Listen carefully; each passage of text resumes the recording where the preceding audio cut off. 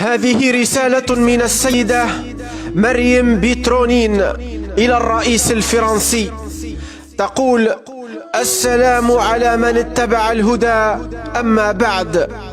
وصلني أنك في ذهول كيف أن صوفي بيترونين المرأة الفرنسية من ذوات العرق الأبيض النقي المسيحية الكاثوليكية قد اعتنقت الإسلام بعد 75 عاما من النصرانية، وخلال 4 سنوات من الأسر عند المسلمين.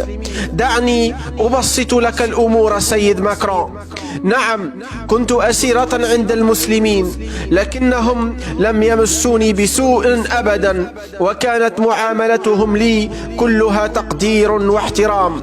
كانوا يقدمون لي الطعام والشراب ويؤثرونني على أنفسهم رغم شح الموارد، وكانوا يحترمون خصوصيتي، ولم يتعرض لي أحد بتحرش لفظي ولا جسدي، ولم يسبوا ديني ولا عيسى ولا السيدة العذراء عليهما السلام كما تفعلون أنتم مع النبي محمد عليه الصلاة والسلام. لم يفرضوا علي الإسلام، لكنني رأيته في أخلاقهم. أناس يتطهرون بالماء ويصلون للرب الصلوات ال5 ويصومون شهر رمضان. سيد ماكرون، المسلمون في مالي فقراء نعم، وبلادهم فقيرة، ولا يوجد فيها برج إيفل، ولا يعرفون عطورنا الفرنسية، لكنهم الأنظف أبدانا والأطهر قلوبا في العالم. نعم، هم لا يملكون السيارات الفارهة ولا يقطنون الأبراج العالية، لكن همهم فوق السحاب، وعقيدتهم أرسخ من الجبال. سيد ماكرون، هل سمعت تلاوة القرآن في حياتك؟ هم يتلون القرآن في صلاتهم فجرا وليلا، ما أجملها من قراءة، حتى لو لم تفهم ما يرتلون فيرتعد جسمك ويقشعر بدنك وأنت تستمع لهم وهم يرتلون كلام الله، فهم يحفظونه عن ظهر قلب. وعندها ستدرك بعقلك الباطن أن ذلك ليس كلاما بشري، بل هو لحن سماوي أنزل من السماء، وتتكون لديك رغبة جامحة أن تعرف معنى ما يرتلون فجرا وليلا من تراتيل سماوية. سيد ماكرون، هل سجدت في حياتك لله سجدة؟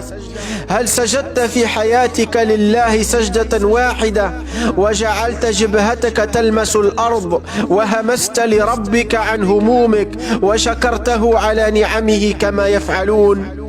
هل أحسست يوما بقرب الله منك وقربك منه؟ سيد ماكرون، نساؤهم بشرتهن سوداء كالفحم، لكن قلوبهم بيضاء كالحليب. يرتدين الثياب البسيطة، لكنهن في أعين رجالهن أجمل الجميلات.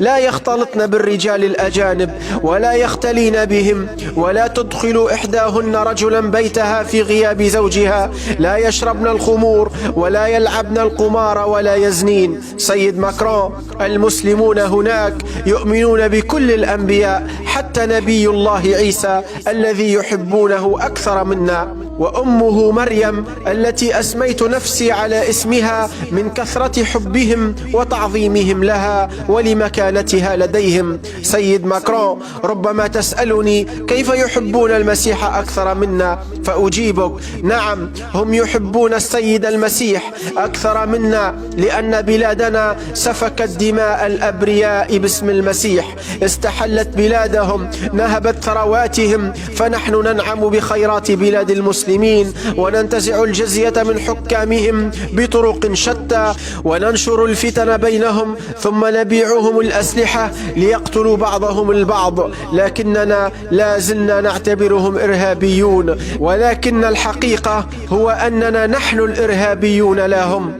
وقد تعاملوا معي ومع غيري من الرهائن بأخلاق المسيح التي كنا نتعلمها في الكنائس، لكننا لا نطبقها على أرض الواقع. سيد ماكرون، ختاما، لم أشأ أن أعلن عن إسلامي في مالي حتى لا يقال أنني أسلمت تحت حد السيف، وقررت أن أعلن إسلامي وأنا حرة على أرض فرنسا لأبلغ رسالة الإسلام إلى ملايين الفرنسيين وإلى أوروبا بقسميها المسيحية والملحدة. هذا هو دين الإسلام سيد ماكرون، هذا هو دين الإسلام الذي تحاربه ليلا ونهارا. قد حرك شغاف فؤادي وملأ علي عقلي، فما عدت أرى فرنسا بجمالها الفتان أجمل من مالي الفقيرة المتواضعة، بل إنني قررت أن أعود إليها مرة أخرى، لكن بعد دعوة أهلي وأحبابي للإسلام، لأنني أريدهم أن يذوقوا حلاوة ما ذقت من عبادة الله الواحد الأحد الذي لا إله إلا هو الرحمن الرحيم، وأريد لهم صلاح الدنيا والآخرة. وأدعوك أنت أيضا ختاما للإسلام وأن تعيد حساباتك مع هذا الدين العظيم الذي هو رسالة كل الأنبياء والرسل من لدن آدم ومرورا بعيسى المسيح، وختاما بسيد الأنام محمد عليه الصلاة والسلام. والسلام على من اتبع الهدى.